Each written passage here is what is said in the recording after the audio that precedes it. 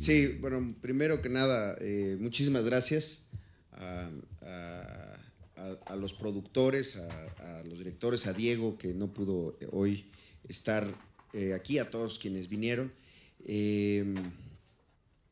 Yo creo que efectivamente es una símbolo muchas veces de nuestra evolución ciudadana, que un evento como este pues haya tan poca gente, lo cual a mí tampoco me creo que sea algo negativo, porque se genera incluso esta tan rica conversación estilo cineclub, que luego es más eficiente en términos de divulgación, porque quien está aquí está porque quiere estar.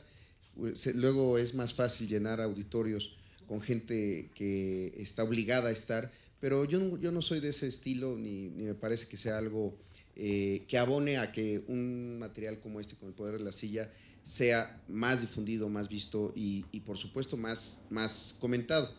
Yo he hecho unas anotaciones desde ayer que lo vi, porque nos quedamos en comentaristas, pero bueno, son 2 páginas llenas, pero voy a hacerlas muy breve, y de verdad agradecerle tanto a Gabriel como a Juan que estén hoy aquí. Primero, bueno, me parece extraordinario el estilo, el ritmo de la película, porque retoma esto que muchas veces en México, como decía el doctor Natán, no vemos, y se genera este morbo de escuchar a un político hablar en una suerte de intimidad, porque todo lo público en nuestro país se hace a oscuras, y todas las conversaciones y todas las decisiones y todos los estilos de vida se hacen siempre tras bambalinas. Somos muy afectos a la opacidad, y en ese sentido, en el momento en el que un político, aunque haya sido ya posterior a su ejercicio de poder, hable,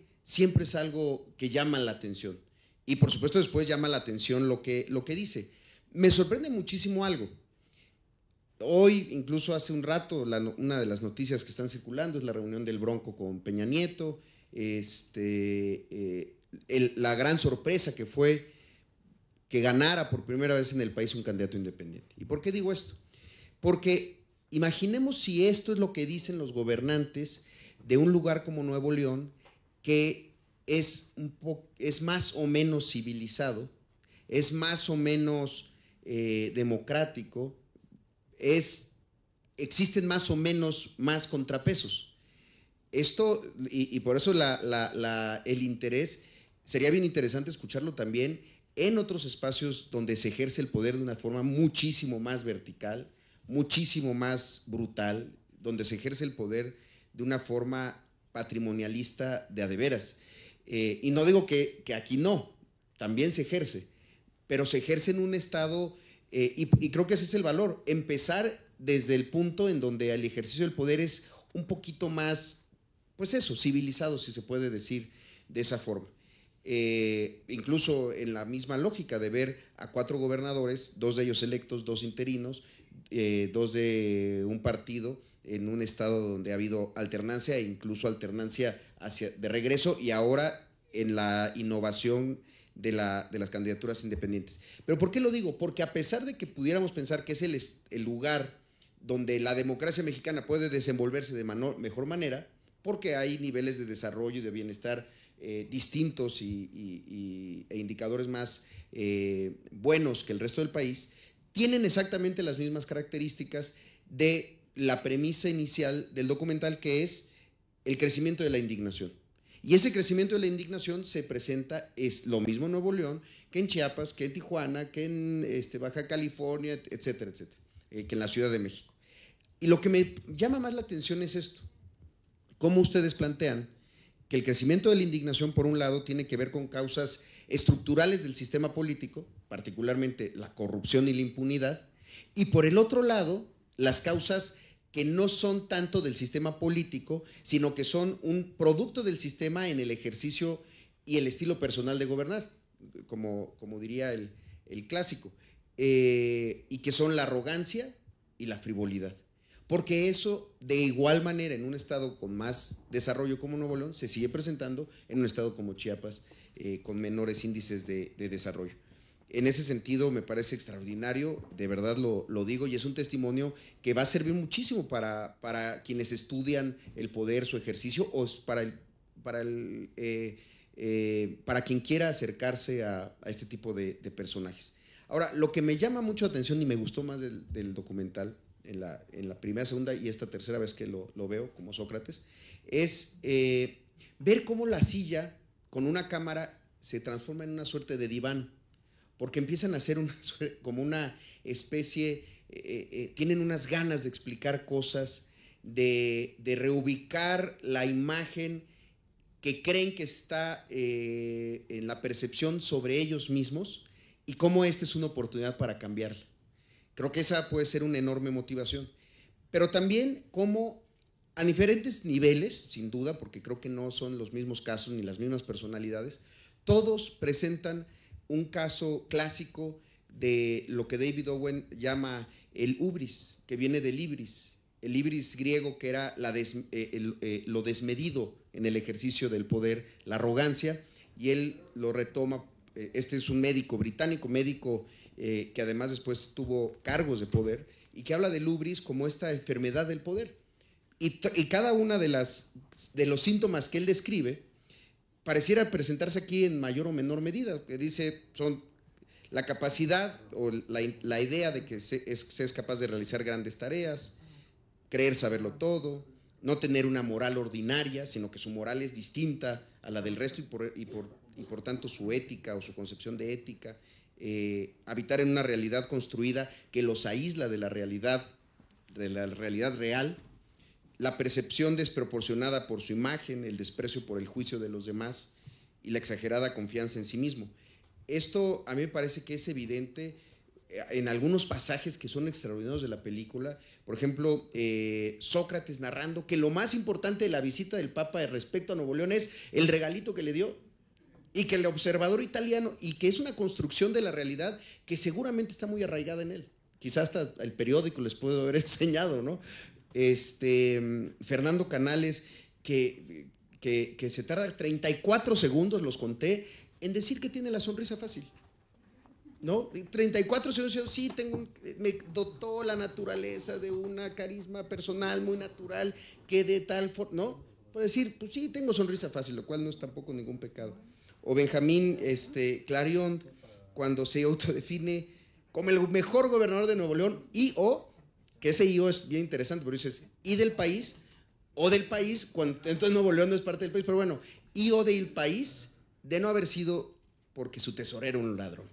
Entonces, eso, bueno, lo mismo que acabas de comentar aquí, Gabriel, y yo lo respeto mucho a Fernando Elizondo, pero esta insistencia de decir, no soy político, soy ciudadano. Los políticos también somos ciudadanos, todos somos ciudadanos, en el momento que tenemos obligaciones y derechos.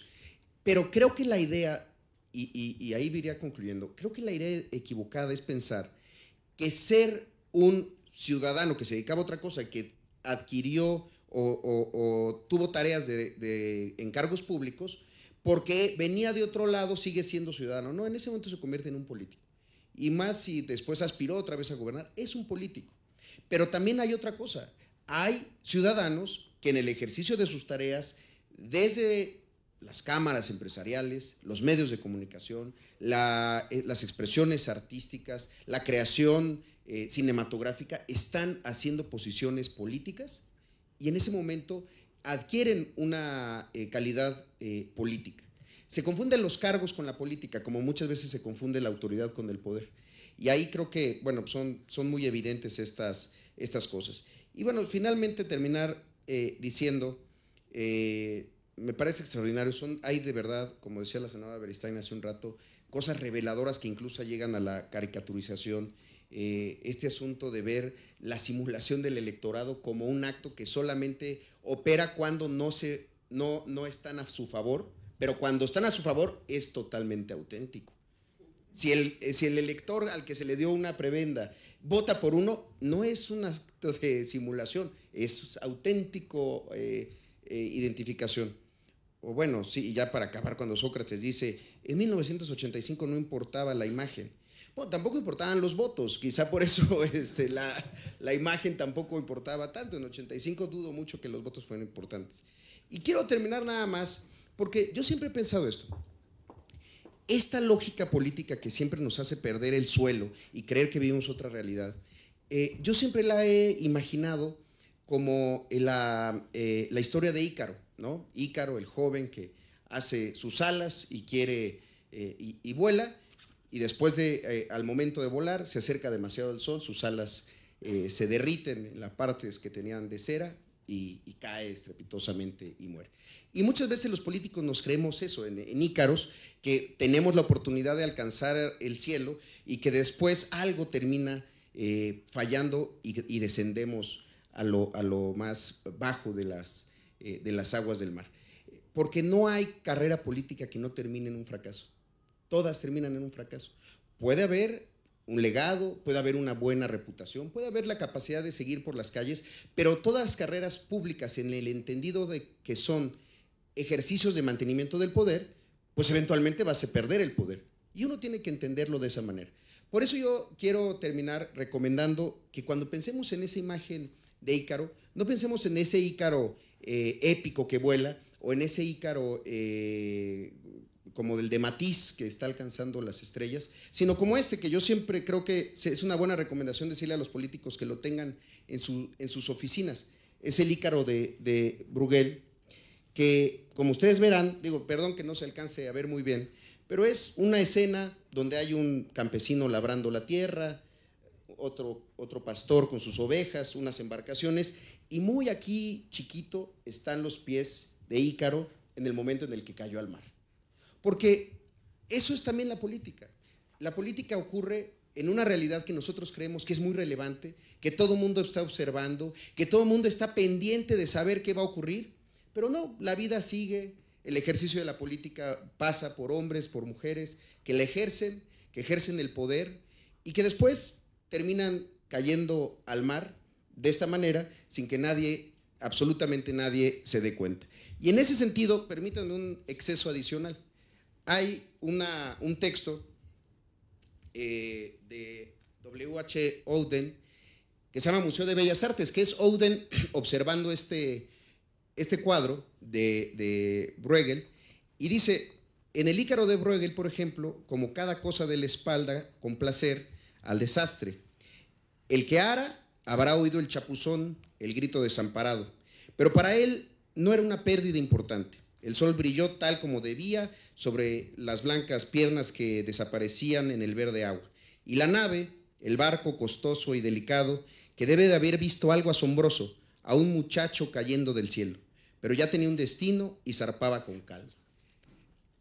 Lo quise hacer solamente para demostrar que un político puede leer poesía y no lo echan del auditorio. Muchas gracias y buenas noches.